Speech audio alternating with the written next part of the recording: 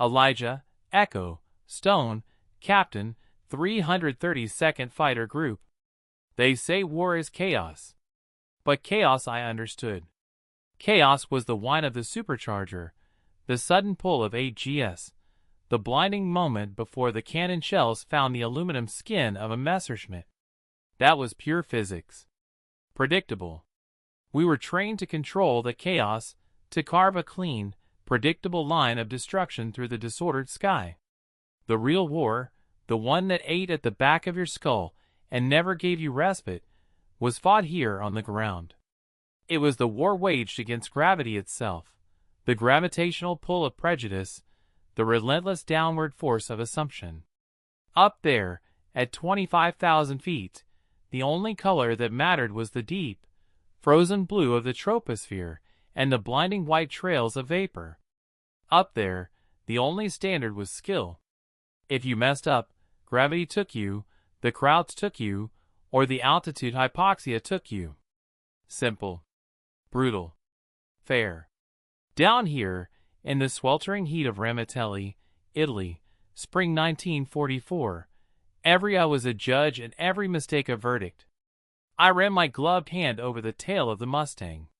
The paint was fresh, a dazzling, defiant red, the emblem of the 332nd, our signature. The red tails. It was a necessity. When the brass couldn't remember your unit number, they remembered the color. When the bomber boys needed to know who was covering them, they looked for the flash of crimson against the clouds. It was pride, yes. But it was also a target, a highly visible, political target. If that red tail went down, it wasn't just another pilot. It was a statistical argument lost. The smell of the airfield was a complex cocktail. The sharp, metallic tang of 100-octane fuel mixing with the cloying dust of the Adriatic coast. Beneath it, a faint, sweet scent of newly blossomed weeds trying to survive the constant churn of tires and maintenance crews. "Echo!" Lieutenant Henry Deuce Carter called, his voice tight with the pre-flight jitters that never quite left you, no matter how many sorties you flew. "You want to check the trim, sir? Mechanic says she's running hot on the port side. I hear her purring, Deuce. Don't worry about the heat yet. Worry about the speed." I climbed the ladder into the cockpit of the Verdict. That was my P-51DS name. I had named her that because every flight was exactly that, a verdict delivered upon the enemy, and a verdict delivered upon us by the chain of command. I settled into the familiar cold aluminum embrace. The seat felt molded to my bones after months of living in this machine. I clipped the harness, feeling the familiar, heavy weight of the parachute pack against my back. The control panel was a universe of dials and indicators. I flicked the magneto switches, checking the lights. The Rolls-Royce Merlin engine, a masterpiece of British engineering, coughed twice, then settled into a deep, aggressive rumble. The sound was not a noise, it was a promise. A promise of speed, altitude, and violence. I closed my eyes for a moment, letting the vibration run through my body. I always did this. One last moment of quiet before the screaming started. The paradox of our existence was never sharper than at dawn. We were the elite of the United States Army Air Forces, painstakingly trained, proven in battle over Sicily and Italy, entrusted with the most vital and dangerous job, keeping the B-17s and B-24s alive on long-range strikes deep into enemy territory. Our combat record, if they bothered to read it, was unimpeachable. Our losses among the escorted bombers were vanishingly small. Yet, 10 minutes ago, walking across the tarmac, I had to deliberately avoid the main mess hall, where officers from the 15th Air Force Command Wing were having breakfast. Because our mess hall, our designated, separate mess hall, was a corrugated iron shack tucked away behind the fuel dumps, smelling perpetually of stale coffee and disinfectant. It was the constant, low-grade humiliation that drained you more than the 6 hours of constant focus at 30,000 feet. The energy spent maintaining the facade of detached professionalism, the need to be perfect simply to be considered equal. I heard the control tower crackle to life. It wasn't the usual cheerful Italian-American voice. It was sharp, clipped, and deeply unpleasant. Red Tail Leader, report to wing briefing immediately. General orders are confirmed. Mission is Code Black. Code Black. Deep penetration. High value target. The stakes just went up. Not just for us, but for every man who looked like me, waiting back in Tuskegee, waiting to fly. We were carrying the weight of their future, packed tightly with the weight of our fuel and ammunition. I pushed the stick forward slightly, easing the pressure. It was time to go prove our worth again. For the 100th time. And I knew exactly who would be leading that briefing, and exactly what he would be thinking about us. The real fight starts now. Not in the air. In the briefing room. The briefing room was exactly the same, whether you were bombing oil refineries in Ploesti or marshalling yards in Rome. Air thick with anxiety, cigarette smoke, and the smell of freshly brewed, terrible army coffee. A massive map of Central Europe dominated the wall, dominated now by the snake-like red line marking the proposed ingress and egress routes into Austria. I took my seat near the front with Deuce and the rest of the leadership of the 332nd. We were an island of sober silence amidst the low, nervous chatter of the bomber crews, their pale faces drawn by the prospect of a 9-hour tour over heavy German defenses. Colonel Bennett strode in, silencing the room instantly. Bennett was the epitome of the heavy brass, impeccably starched uniform, a stern jaw, and eyes that looked perpetually exhausted from judging others. He was the commander of the 55th Bomb Wing. He didn't look at us. He looked through us. He tapped the map sharply with a pointer, hitting a spot deep in enemy territory. Gentlemen, today's target is the Daimler-Benz aero engine factory in Wiener Neustadt.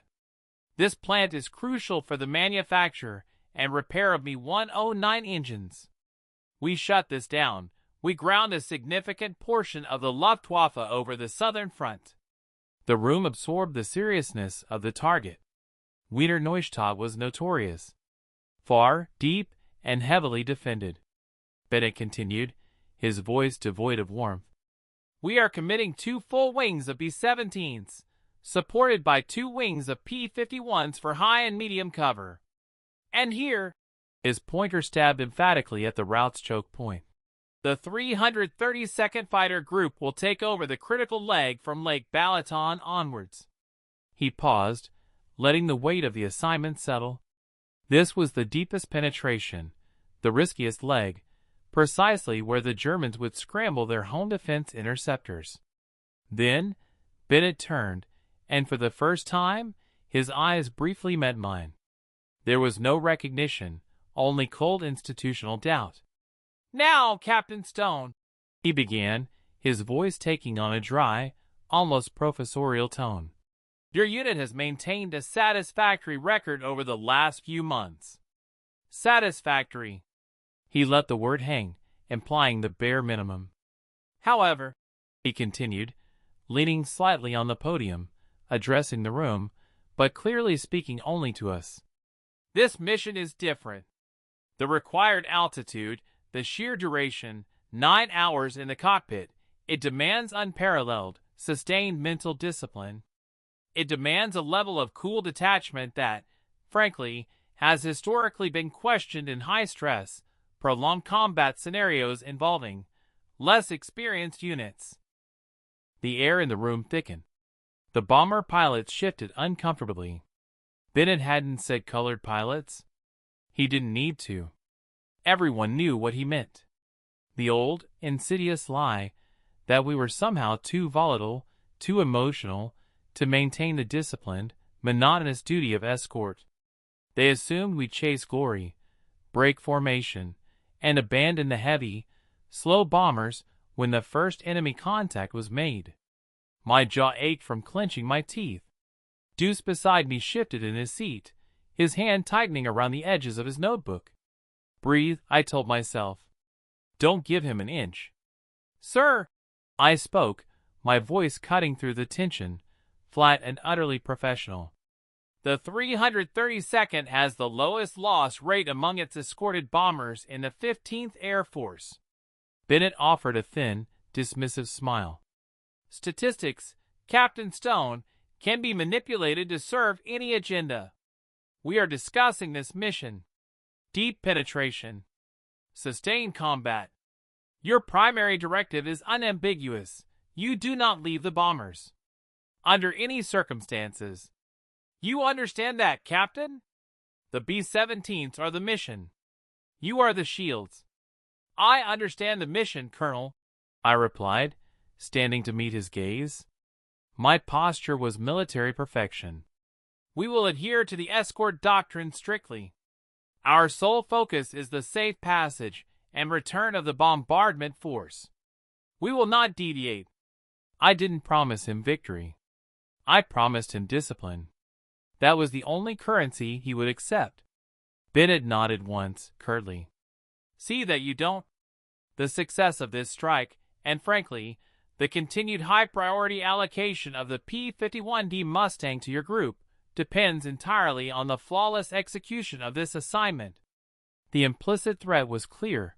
Fail this test, and they would relegate us back to coastal patrols or, worse, dissolve the unit. Every man under my command understood the terrible weight this put on our shoulders. We weren't just fighting the Luftwaffe. We were flying a petition for our own equality, written in contrails and 50 caliber shells. The briefing concluded. As the bomber crews filed out, offering us nervous but respectful nods, they were the ones who had seen our work up close. Bennett pulled me aside. Stone, he said, lowering his voice slightly, the condescension turning into something colder, more personal. I've seen dozens of hotshot pilots come and go. Don't let pride cost me my bombers. I don't care about your damned record. Just keep those tail gutters alive. I will, Colonel, I said, meeting his eyes directly. And I assure you, we are not looking for pride. We are looking for performance.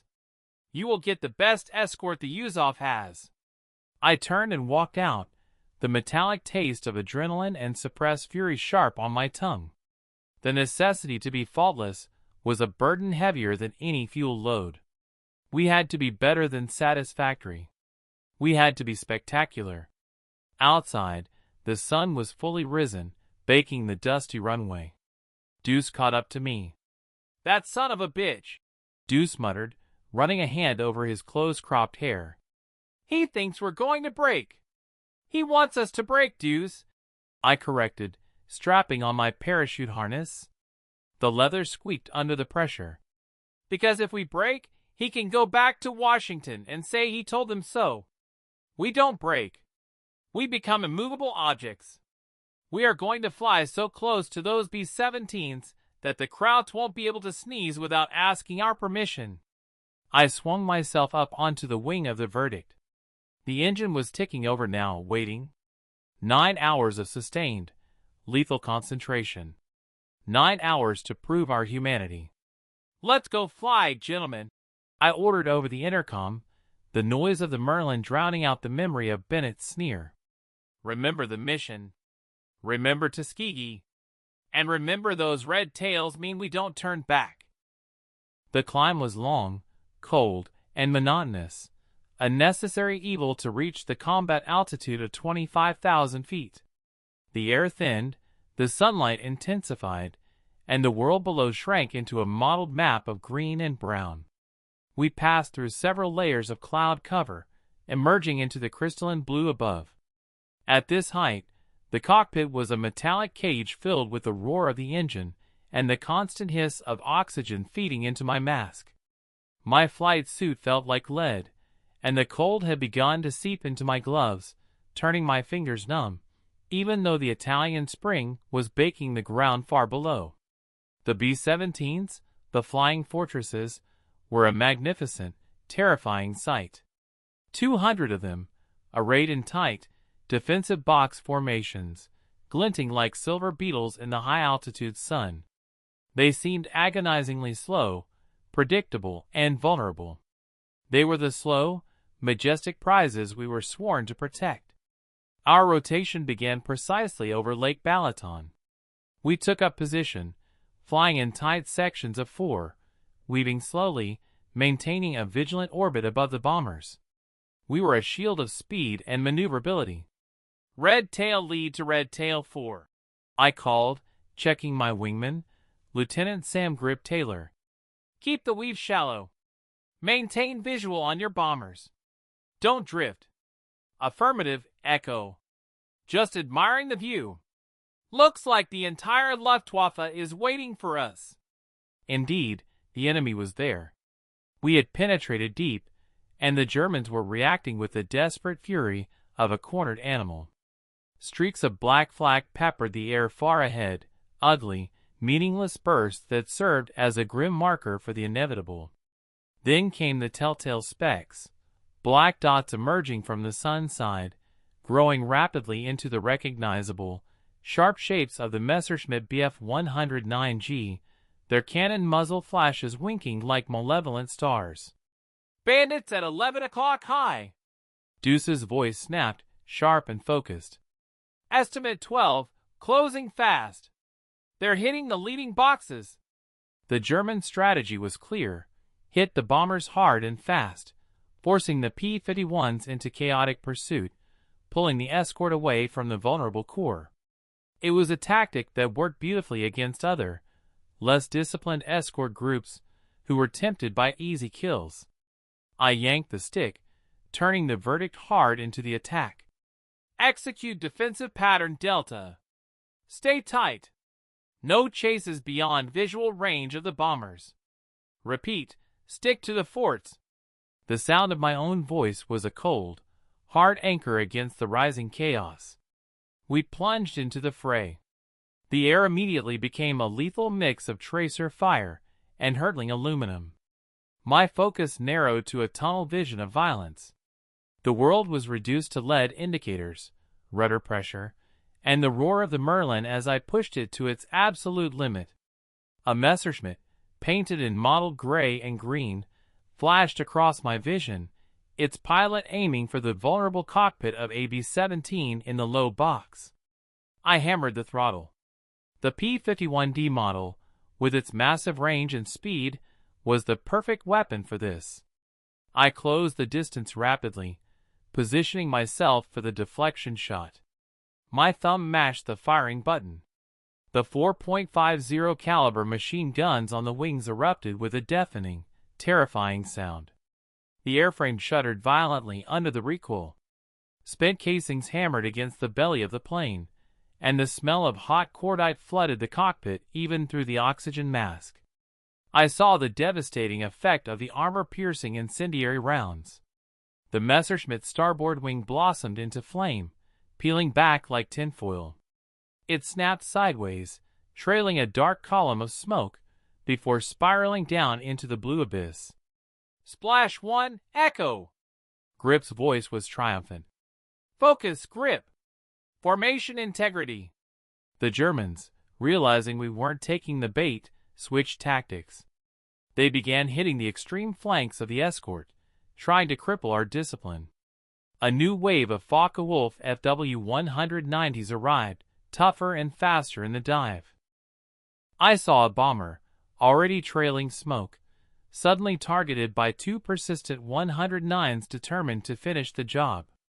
I threw my Mustang into a violent, gut-wrenching turn, ignoring the crushing pressure of the G-forces that threatened to black out my vision. The beauty of the P-51 was its energy retention. I used a high-speed yo-yo maneuver, climbing sharply, and then rolling to drop down behind the 109s. They were focused entirely on the wounded B-17. They never saw me coming. I opened fire at minimum range. The shells ripped into the lead 109's engine cowling. It disintegrated in a puff of oil smoke and fragments. The second 109, startled, broke hard left. I followed, compensating for the high speed. A short burst, perfectly placed, stitched the length of its fuselage. The bomber, now safe, signaled with a green flare, A silent thank you that was worth more than a dozen medals. When the first wave of interceptors finally broke off, defeated, the silence was almost deafening, interrupted only by the constant, aggressive roar of my own engine. I pulled up into the blinding glare of the sun, wiping the sweat that had gathered under the lip of my oxygen mask. We had flown like surgeons. Precise. Disciplined. No losses among the bombers under our care. We had done exactly what Ben had said we couldn't. We had maintained our cool detachment. We had been the iron wall. But the relief was fleeting. We still had the long, agonizing flight home, and the bureaucratic battlefield waiting for us on the ground. The fight wasn't over until the wheels touched the runway at WWII and the ammunition was reloaded. And that, I knew, would be the next battle. We landed late in the afternoon, the sun casting long, exhausted shadows across the WWII runway. The mission was a resounding success. Not one bomber lost under the 332 Indy's escort. 0. While other wings had suffered losses in the initial, lighter stages of the strike, the heavy bombardment force protected by the red tails returned nearly intact. The air around us thrummed with the afterglow of success. Bomber crews from the 55th Wing were already clambering out of their perforated, smoke-smudged aircraft, offering genuine, weary smiles and thumbs-ups as we taxied past. That was the real measure of our success, the recognition from the men whose lives we had personally saved.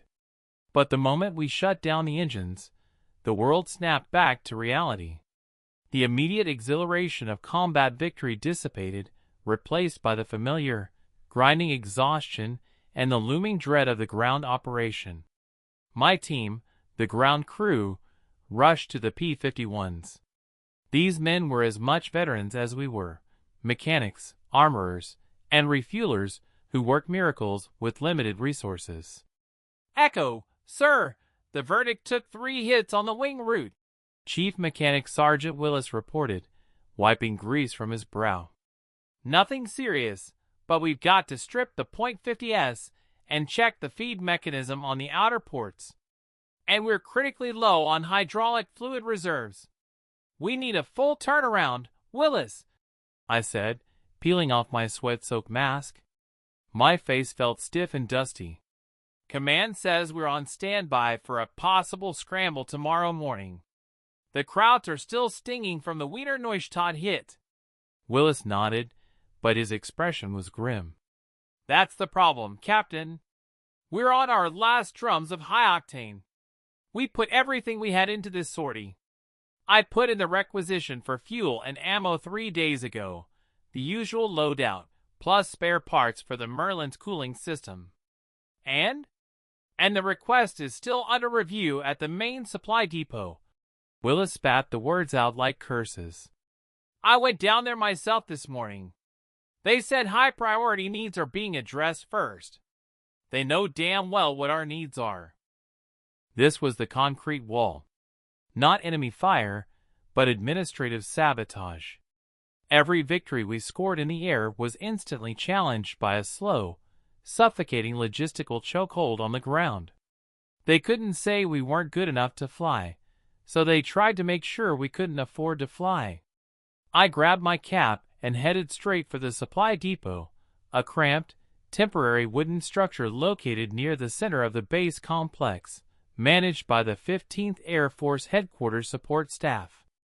The depot was staffed by First Lieutenant Harrison, a doughy, nervous man who seemed physically uncomfortable at the sight of my uniform. Lieutenant Harrison, I stated, placing my requisition forms on his desk. The stamped priority was visible in bold red ink. Where is the fuel and ammunition for the 332nd? We are on immediate standby. Harrison carefully avoided looking at my eyes, choosing instead to focus on the papers. Ah, Captain Stone. Yes. Your request. It's in queue. In queue? Lieutenant, we just flew a 9-hour, deep penetration escort mission that saw the highest concentration of enemy fighters we've faced all month. The bombers we protected are counting on us to cover the next wave. We are critically low on supplies." Harrison shuffled the papers. "I understand the urgency, Captain, but General Order 4A states that material allocation must first serve the primary mission components. The bomb wings require first access to 100-octane fuel and heavy munitions, given the size of their contingent. We are the escort, Lieutenant. We are part of the primary mission. We keep them alive." "With respect, Captain," Harrison said, his voice dropping slightly, laced with that infuriating institutional politeness. "The allocation board is questioning the efficiency of such high-volume fuel usage for a fighter group dedicated solely to escort. Some believe our P-51s could be better utilized on shorter, more localized defensive patrols, freeing up long-range escort duty for the heavier, more robust units." He was quoting Colonel Bennett's briefing room skepticism, thinly disguised as logistical concern. They were trying to sideline us, claiming our success was too resource-intensive. I could feel the blood rising to my head. My hands clenched at my sides. Every fiber of my being screamed to rip those forms out of his hands, to demand to speak to the general, to rage against the transparent bureaucratic racism. But I saw Harrison watching me. He was waiting for the emotional outburst that would justify their prejudice, waiting for the anger that would confirm their narrative of the unstable colored pilot. I took a slow, agonizing breath, inhaling the smell of dust and stale paper. I forced my posture to relax, though my muscles felt like coiled steel. "Lieutenant," I said, my voice dropping to a dangerous, icy calm. "You saw the mission report. 0 losses on the B-17s under our escort. I suggest you consult the wing commander of the 55th, Colonel Bennett. Ask him if he prefers to lose his air crews or to allocate the fuel required for the fighter group that keeps them alive." I leaned in, meeting his gaze for the first time. "I don't care about your Q. I care about saving American lives. You have 2 hours to release that fuel and the hydraulic fluid, or I will bypass your office and report directly to the theater commander, explaining that the inability of the 332nd to perform its combat duties tomorrow was due to your deliberate delay of critical supplies. Do you understand the definition of dereliction of duty, Lieutenant?" Harrison paled, the nervousness sharpening into fear. Going over his head was a career-ending move for a supply officer, regardless of his prejudice. "Why, yes, Captain. I will expedite this immediately." I didn't wait for a confirmation. I simply turned and walked out, leaving the smell of righteous, restrained fury hanging in the air. Outside, the sun was setting. I hadn't won a medal or shot down a German ace, but I had defeated the supply clerk. It felt like a much harder fight. The weight of the red tails was exhausting, the constant need for vigilance, the knowledge that any moment of fatigue, any lapse in control, would be used against every man in the 332nd. We flew not just for the war effort, but for a future where a supply clerk wouldn't dare look down his nose at a combat veteran simply because of the color of his skin. We had to be absolutely, unimpeachably perfect, or the price would be paid by the next generation. That realization was the bitter fuel that kept me flying. The logistical hurdle was overcome, but the delay meant our maintenance crews worked through the night, operating under the harsh glare of portable floodlights. The scent of ozone and welding sparks replaced the earlier, dustier atmosphere. By the time the briefing for the next major strike came, a massive assault on rail yards and industrial targets around Munich, I was operating on 3 hours of fractured sleep. The lack of rest was a dangerous luxury we couldn't afford, yet the alternative was accepting defeat on the ground. The exhaustion was a constant, low-frequency hum beneath the roar of the engines. It manifested not as sloppiness, but as an acute, painful clarity. Every action had to be pre-calculated, every decision perfect, because there was no mental buffer left for error. We launched before dawn, climbing into a sky that promised bad weather over the target area, a mixture of high, broken clouds and visibility-limiting haze. The mission was longer than the last, pushing the P-51's range to its operational limits. I checked the fuel gauge obsessively. We had the necessary supplies, but the margin for error was non-existent. As we crossed into German airspace, the flak was thicker, the air defenses more aggressive. The Germans were clearly desperate to protect Munich. "Red tail lead to all elements," I ordered, my voice raspy with tension. "Keep your eyes sharp. They know we're coming. Expect heavy resistance." The resistance came not just from flak batteries, but from the most advanced conventional fighters the Luftwaffe possessed. Today, we saw the Focke-Wulf FW-190D, the long nose. They were faster at altitude and retained energy better than the earlier models. The fight was turning into a battle of attrition and superior engineering. But the real threat was the new German tactic. Instead of mass attacks, they used small, highly aggressive hunter groups, diving vertically through the formation, striking hard, and retreating before we could effectively counter. We were forced to execute constant, high-speed maneuvers, stressing both man and machine. Then, disaster struck my own element.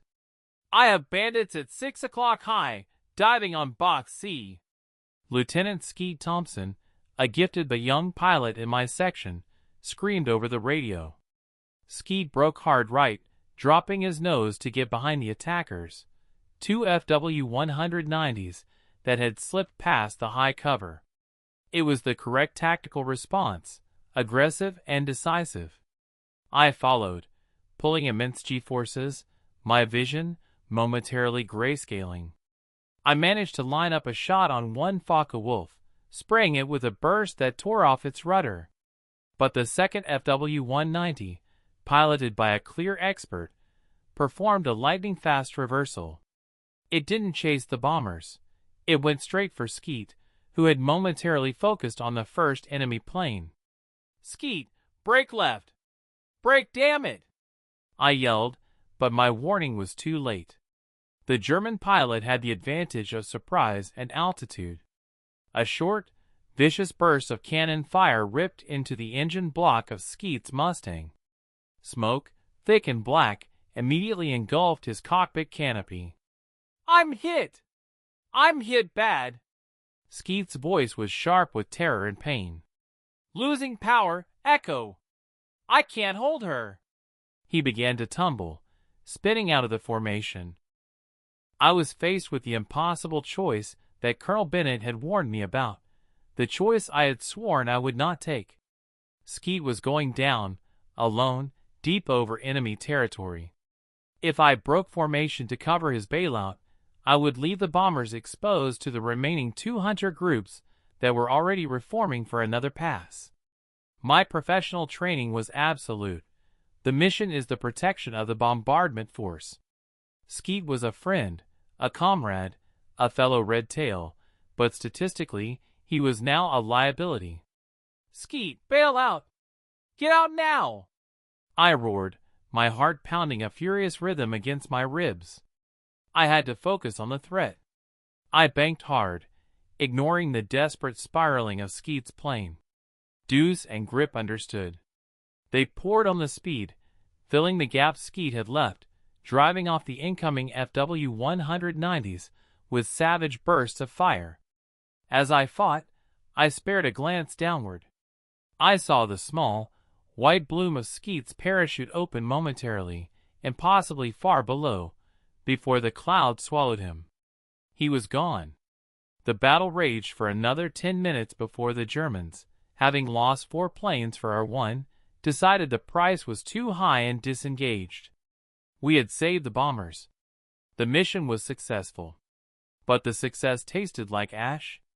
I had made the right tactical decision, the right strategic decision for the 332nd, but I had abandoned a friend. "Red tail lead to all elements," I said, my voice now carefully devoid of all emotion. "Tighten up the formation. We maintain course. We are protecting the B-24s through the target run. The return flight was the longest stretch of my life. My cockpit, usually a sanctuary of controlled chaos, was now a tomb of shared silence. I kept seeing the brief white flash of Skeet's chute. He was my loss. But I knew exactly what that loss meant to the outside world. It meant one less body to bring home, one less vote for equality. It was a failure of protection, a crack in the armor of our unit's perfection. Back at Ramitelli, after debriefing, I found myself alone in my small metal hut. The heat had lifted, and the Italian night was cool and silent. I pulled out the photograph I kept taped inside my helmet locker. It wasn't of a sweetheart or my family. It was a faded newspaper clipping showing the founding class of pilots from the Tuskegee Institute, the dreamers who had been told they were incapable of flying complex machines. I stared at the faces. Skeet's face wasn't there, but his sacrifice was now woven into their fight. We were not fighting for glory. We were fighting to survive, yes, but more importantly, we were fighting for the right to fail like everyone else. The terrible irony was that to achieve that right, we could not afford to fail at all. Every flight was a performance, a relentless, 9-hour defense of our own human rights. The knowledge that our perfection was the only acceptable proof of our equality was a pressure more profound, more exhausting, than the weight of 10,000 pounds of high-explosive ordnance. I understood then, with bone-deep clarity, that Colonel Bennett's prejudice was not a personal dislike, it was a systemic weapon. And our countermeasure was absolute, terrifying, costly perfection. Skeet had paid his price. I would not allow that payment to be in vain. The next few weeks became a grueling blur of deep penetration missions over critical German and Austrian targets. We were no longer simply protecting the bombers. We were actively sought out by the bomber crews. The phrase, "We want the red tails," started appearing in their radio traffic and mission requests, a silent, powerful endorsement that cut through the Army bureaucracy like a hot knife. Our logistical issues didn't disappear, but they eased marginally. Lieutenant Harrison, thoroughly spooked by my threat, ensured our fuel and ammo were delivered, often with grudging speed. Prejudice was still rampant, but now it was mitigated by self-interest. The white bomber pilots demanded our presence, and command could not afford to lose high-value assets just to maintain segregationist ideals. We were winning the air war, and in doing so, we were incrementally dismantling the social war. The air battles themselves escalated. The Germans were clearly drawing their last reserves to protect the Reich heartland. We encountered increasingly desperate tactics, including ramming attempts by young, fanatical German pilots. One evening, after a particularly brutal dogfight near Pilsen, I sat in the debriefing room, going over the gun camera footage. My hand shook slightly, not from fear, but from the residual surge of adrenaline and profound fatigue. I was looking at the technical data, tracking the number of German fighter sorties detected. "Look at this, Deuce," I murmured, pointing at a chart detailing Luftwaffe fighter availability versus industrial output. "They're still throwing waves at us. They have the will, the training, the discipline." Deuce, rubbing the sleep from his eyes, leaned over the table. "Yeah, they're tough. We got 2 190s today, but they almost took out AB-24. It's not about the kill count, Deuce. Look at the logistics. We took down 12 fighters yesterday for the day before. We replace our lost planes, slowly, painfully, but we replace them. And our industrial base back home, fueled by Detroit and California, pumps out new Mustangs faster than we can lose them." I traced a line on the chart, contrasting our loss rate with the projected German replacement rate. "But the Germans," I continued, tapping the desk sharply, "they are fighting with borrowed time and depleted fuel. Every plane we shoot down is a hole they cannot fill fast enough. Every tank of high octane we force them to expend is fuel they can't use for training or transport. This was my moment of critical, professional revelation. The war wasn't about courage, though we had that in abundance. It wasn't about tactics, though ours were superior. It was about capacity. Bennett's skepticism was misplaced, but his assessment of the stakes was correct. I articulated, the words tasting metallic in my mouth. We are not fighting individuals. We are fighting an industrial engine. And we are winning, not because we are better pilots, though we are, but because the assembly lines back home are churning out twice the aluminum and 5 times the fuel than the entire Third Reich. The realization was liberating and terrifying. Liberating because it meant our eventual victory was mathematically certain. Terrifying because it meant that our relentless, costly pursuit of perfection was only one small cog in a colossal machine.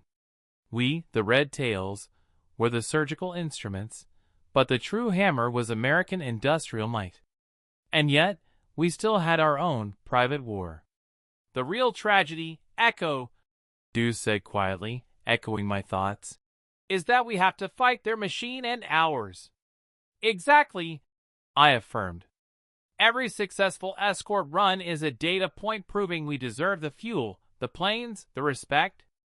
We have to fly flawless missions so that back home, the fight for the factory jobs, for the voting booths, for the segregated schools, can continue. Our victory in the air is the most potent legal argument we possess on the ground. The pressure intensified. Knowing that the war was winnable was one thing.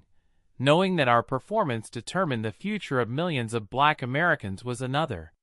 We couldn't afford a single slip that could be seized upon by the Bennetts of the world as proof of our unfitness.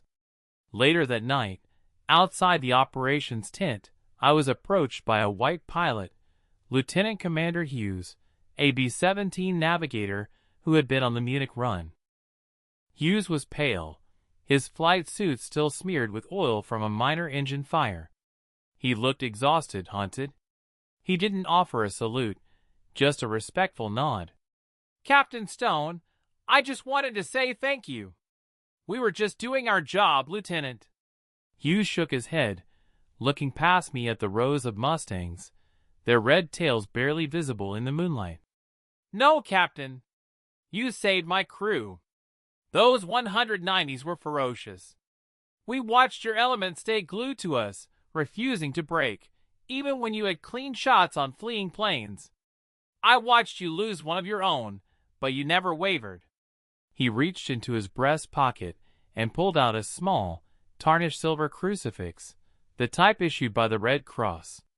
My wife gave me this for luck, he mumbled, pushing it into my hand. It was a completely unmilitary, personal gesture. I don't need it as much as you guys do. Keep flying those red tails. He didn't wait for a reply, just turned and walked away into the darkness toward his barracks. I stood there, the cold metal of the crucifix heavy in my palm. This wasn't a policy change or an executive order. It was quiet, personal acknowledgement, the most powerful form of respect we could receive. It was proof that the truth of our performance was reaching the front lines, one man at a time.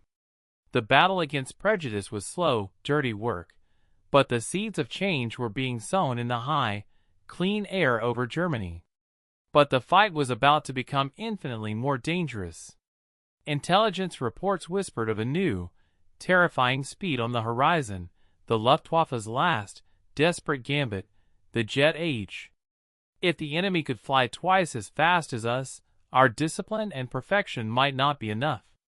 ACT-3, the last proof and the quiet victory.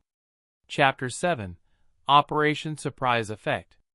The air, even in the morning light, felt thick and heavy with anticipation. It was late 1944.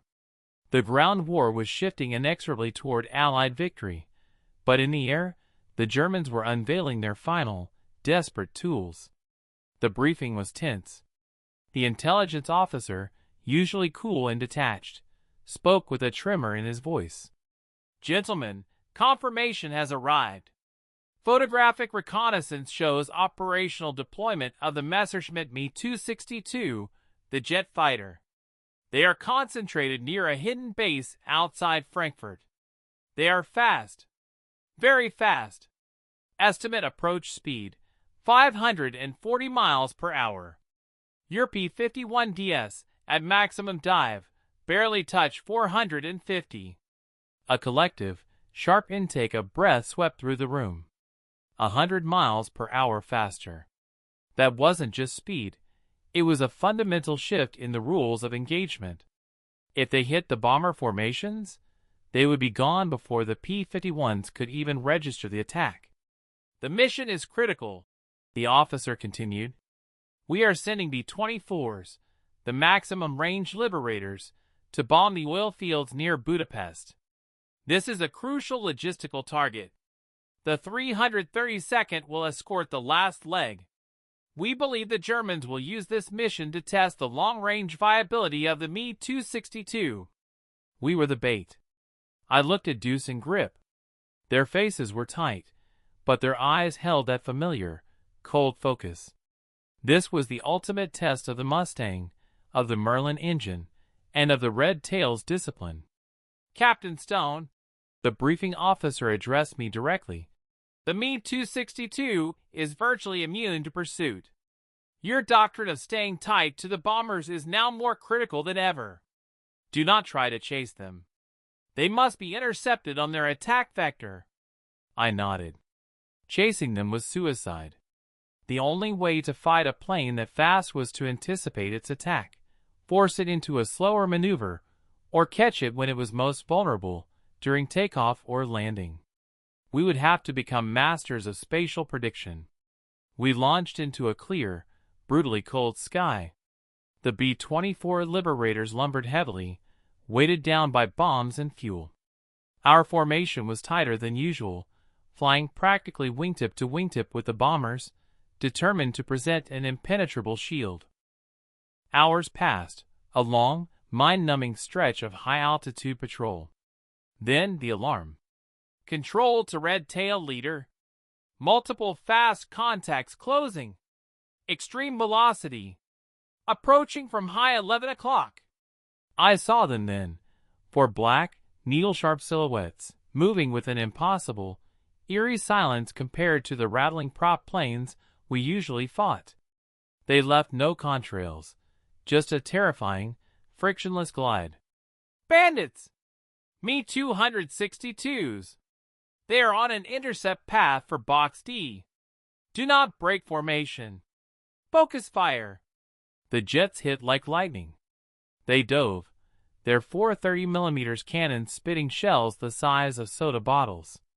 The noise was a horrifying, high-pitched shriek as they flashed through the Liberator formation. A B-24 on the edge of the formation immediately took catastrophic damage, its wing shearing under the impact of the cannon shells. It pitched violently downward. The jets, having delivered their blow, immediately throttled back, turning sharply to escape at maximum velocity. Their goal was damage, demoralization, and escape. My blood ran cold, but my mind remained surgically calm. The speed difference was impossible. Chasing was pointless. But I saw the one critical vulnerability. One of the jets, having expended its ammunition, made a wide, sweeping turn, a maneuver intended to put distance between it and the bombers. In that turn, its speed marginally dropped. Grip! Deuce! Follow my lead. We are going after the straggler. I broke from the formation, a calculated risk. The B-24s were temporarily safe, the other jets already distant specks. I pushed the verdict into a screaming dive, knowing I could never match the jet's speed, but aiming to intercept its turn radius. I dove with everything the Merlin engine had, trying to gain the necessary kinetic energy. The airframe vibrated violently. The pressure in my helmet increased until my temples ached. The German pilot saw me coming, a single, desperate Mustang chasing a Phantom. He tried to tighten his turn, but the jet, heavier and less maneuverable at lower speed, began to bleed energy. I was still too slow. He was pulling away. Then, I did the unthinkable. I risked a maneuver known only to desperate pilots.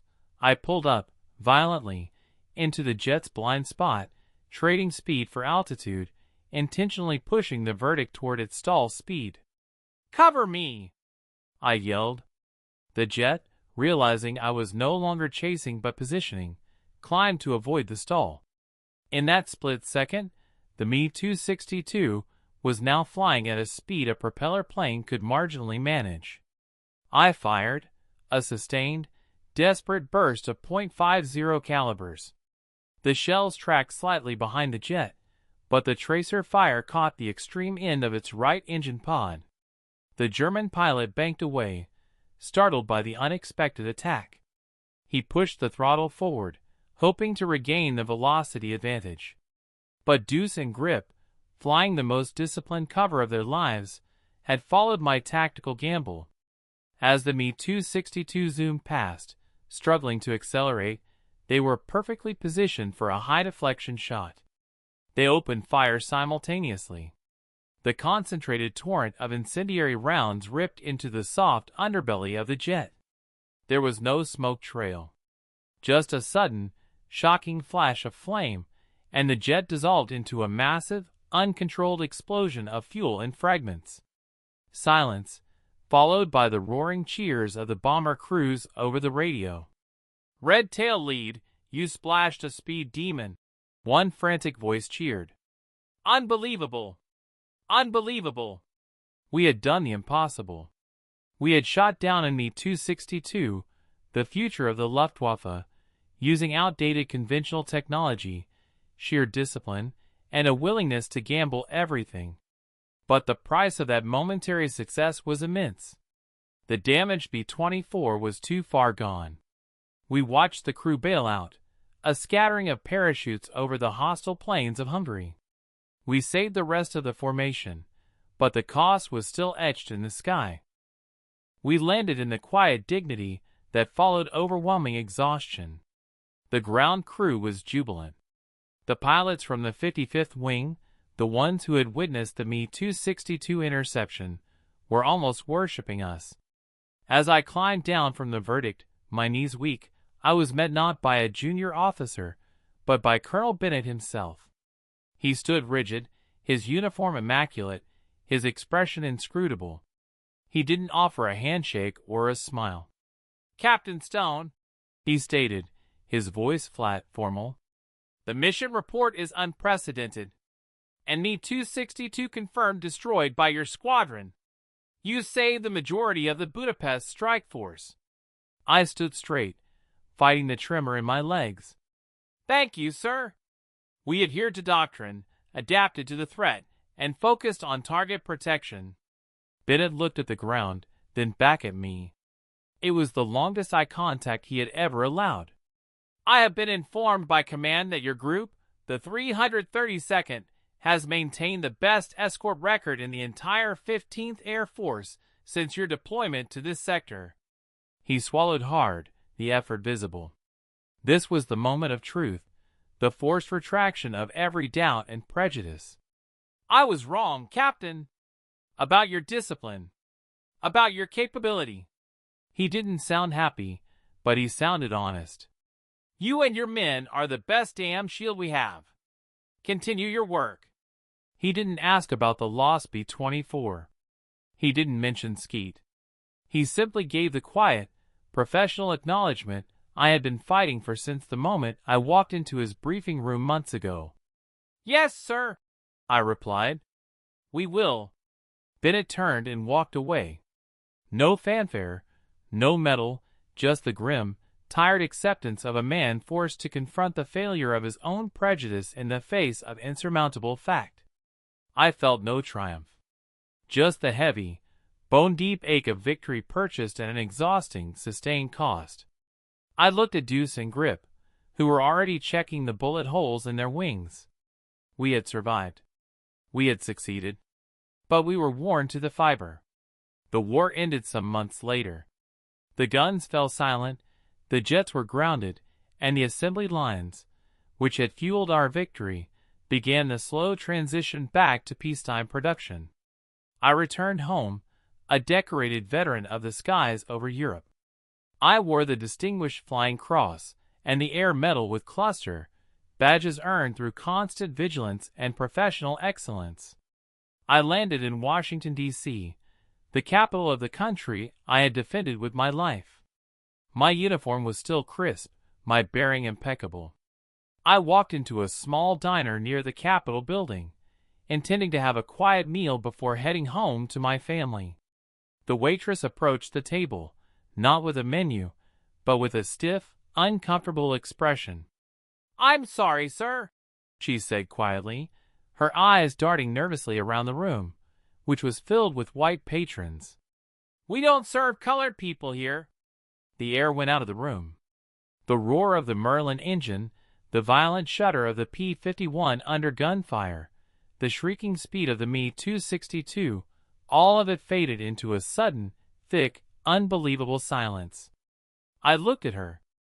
I looked at my uniform, which bore the scars of combat. I looked at the bar, where a white soldier, a grunt who probably never left basic training, was laughing and drinking. I didn't yell. I didn't break. The years of imposed professional discipline had forged an iron restraint in me. I simply stood up, slowly. I placed my wallet back in my pocket. "Ma'am," I said, my voice level and cold, "I have flown 62 combat missions over enemy territory. I escorted every bomber under my charge without loss on the deepest penetration strikes the Air Force ever attempted. I faced the Me-262 and survived. I was good enough to keep your country safe from fascism." I paused, letting the silence press down on the room. "But I am not good enough to buy a cup of coffee in your establishment." I looked at the waitress, and then at the other patrons, whose expressions ranged from embarrassed discomfort to sullen hostility. "I will leave now," I stated. "But I did not fly those missions for the right to be rejected. I flew those missions to create the irrefutable evidence that we are equal. My flight log, ma'am, is not merely a list of victories over the Luftwaffe. It is the beginning of the legal argument for desegregation." I walked out into the streets of Washington, D.C. The war in the air was over. The fight on the ground had just begun. My hands clenched the silver crucifix Hughes had given me. They demanded perfection, so we gave them perfection. We flew better, harder, and smarter than anyone else, just to prove our basic humanity. That proof was now a weapon far more powerful than the .50 caliber rounds we once fired. The weight was still there. The weight of the red paint. The weight of expectation. But now, it was the weight of responsibility, to ensure that the price paid by Skeet and all the others translated into real, tangible freedom. The sky had been the easiest place to fight. Now, we had to dismantle the concrete walls of prejudice, one documented triumph at a time. The echo of our engines over Germany would eventually shake the foundations of segregation in America.